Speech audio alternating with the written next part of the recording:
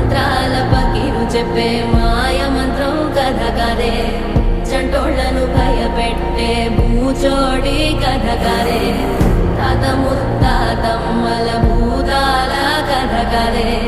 విక్రమాదిత్యుడు చెప్పిన వేదాళుడి కథ కదే దీపము నుండి దెయ్యం వచ్చే అల్లావుద్దీన్ కథ కాదే ఇది ముడత చర్మం ముసలి చెప్పే కథ